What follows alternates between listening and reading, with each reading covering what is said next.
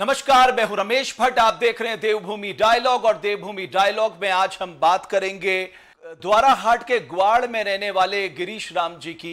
मैंने सुबह ही गिरीश राम जी की एक स्टोरी शेयर की थी और वो स्टोरी वाकई हम सबको ये सोचने पे मजबूर कर देती है कि हम किस पहाड़ियत और उत्तराखंडियत की बात कर रहे हैं, क्योंकि गिरीश राम जी के साथ जो हुआ वो वाकई मन को तकलीफ देने वाला है, झकझोर देने वाला है, पीड़ा पहुंचाने वाला है।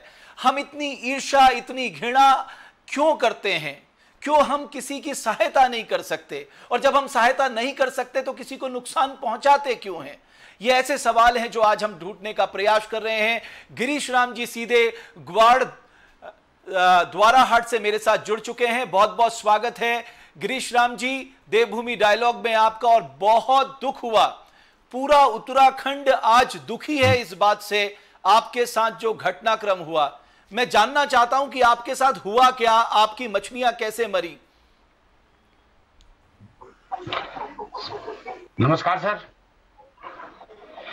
मैं 6-6.5 साल से मछली पालन का कार्य कर रहा हूं सर जी। आज तक मेरे तालाब में कोई इस तरह की कोई घटना नहीं घटी। आज ये पहली बार मेरे साथ ये घटना घटी है। मैं सवेरे 8 बजे वहां चारा देने गया तो मेरे को सारा 28 तारीख की बात है सर, मैं सारी मच्छी मुझे तालाब में मरी हुई मिली, जिसमें मैं बेहोशी हालत में वहां पर पड़ा हुआ था। तो काफी टाइम हो गया, मेरे बच्चे आए कि पापा नहीं आए करके, तो उन्होंने देखा तो सारे तालाब में उनको वो भी रोने लग गए। तो सर मेरे साथ तो बहुत बुरा हुआ है सर। और मैं अपने बच्चों का, ये मेरे छोटे छोटे बच्चे हैं, मैं इनको मछली के तालाब से थोड़ा सा अपना स्वरोजगार की तरफ बढ़ रहा था।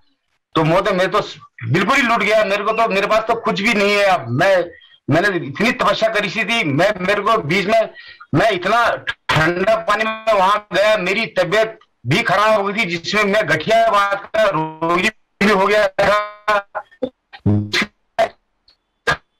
अपना ये बच्चों को पाल रहा था।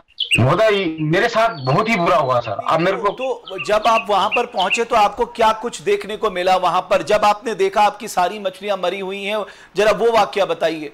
पहली बात तो मैं वहां गया तो देखा पानी, मेरे को पानी में थोड़ा सा व्हाइट सा जैसे ऑयलिंग पदार्थ होता है, इस टाइप का मुझे वो महसूस हुआ वो पानी। फिर मैंने अपने ग्राम प्रधान जी को भी वहां बुलाया, उन्होंने भी कहा इसमें व्हाइट सा पानी हो रखा है, इसमें किसी ने हो सकता है कि जानबूझ के कोई केमिकल डाला हो या कुछ दवाई डाला हो सर। तो सर तो दवाई तो उसमें किसी की तो हरकत है सर। ये आपके साथ बहुत गलत हुआ है गिरीश राम जी। मतलब मेरे पास शब्द नहीं है इस बात को कहने के लिए कि हम उत्तराखंड में रहते हैं और हम उत्तराखंडियत की बात करते हैं, ईमानदारी के लिए जाने जाते हैं। अगर इस तरह की ईर्ष्या, इस तरह की घृणा हम अपने पड़ोस में रहने वाले, आसपास में रहने वाले लोगों के लिए करते हैं तो ये बहुत ही शर्मनाक घटना है।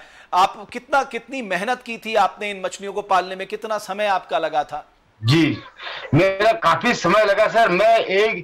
मेरा तो सारा जीवन सर वही मच्छी तालाब में ही, मैं जब से ये मच्छी का कार्य कर रहा हूँ सर, मेरे पास और कोई रोजगार नहीं है सर। मैं कभी एक कुल्ली काम करता हूँ, मेरे छोटे छोटे बच्चे हैं सर।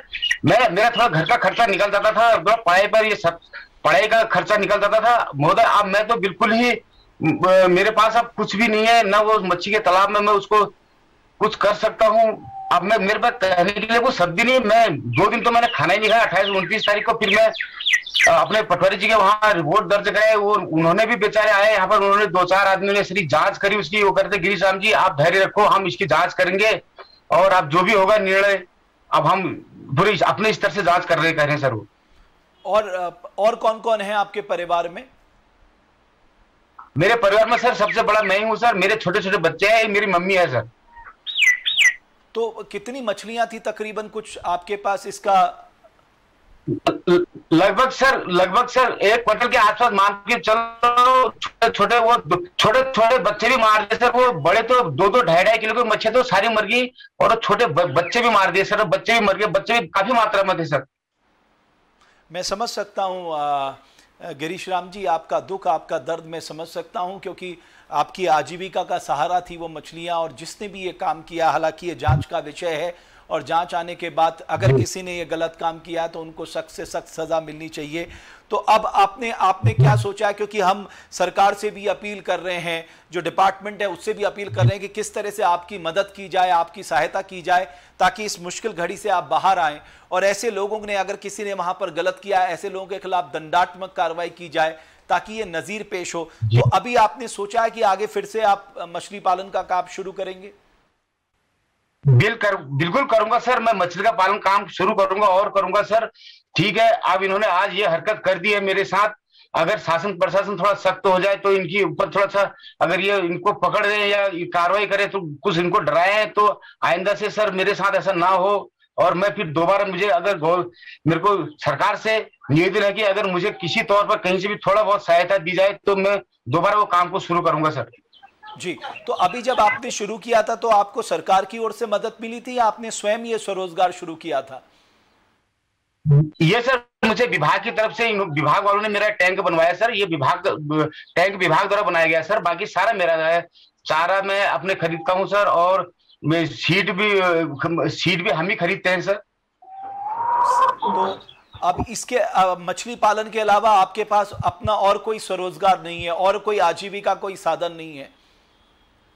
कोई साधन नहीं मेरे पास मछली के अलावा।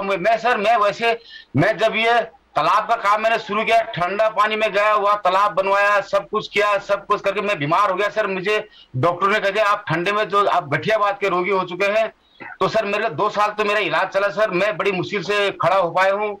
मेरे सारे बच्चे अभी छोटे, कोई 7वीं पढ़ता है, कोई 8वीं पढ़ता है, कोई 10वीं पढ़ता है, और मैं वही एक रोजी रोटी का साधन था सर। बाकी मैं लेबरी करता हूँ, अगर मैं कभी ठीक हो जाता हूँ, मेरी वाइफ लेबरी करती है, बस यही है सर मेरे पास साधन। गिरीश राम जी, आप परेशान मत होइए, ये आंसू आपके जाया नहीं जाएंगे। और मैं चाहता हूं, और मैं ये अपील भी करना चाहता हूं कि किसी ने स्वरोजगार से अपने आप को खड़ा करने की कोशिश की।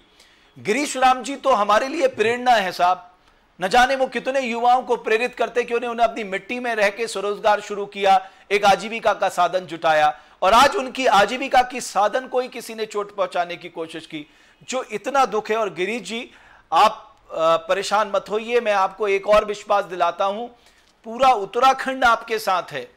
मैं देख रहा हूं जगह जगह से लोग आज ये जो घटनाक्रम आपके साथ हुआ है उसकी निंदा कर रहे हैं, उसकी भत्सना कर रहे हैं, और हर कोई एक ही मांग कर रहा है कि आपके साथ जो गलत हुआ है उसका फैसला, उसका इंसाफ होना चाहिए।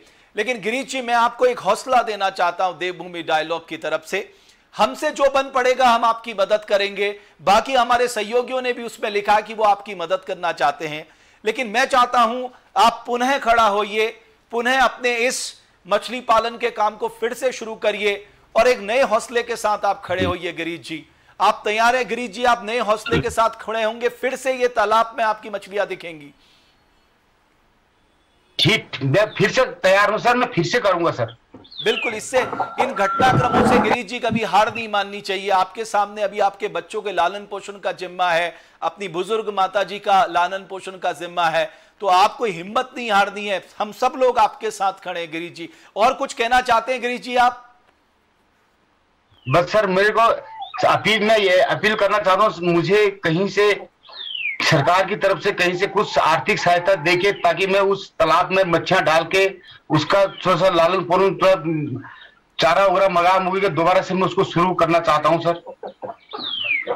चलिए, बहुत बहुत धन्यवाद गिरीश जी, और हम सब लोगों की संवेदनाएं आपके साथ हैं।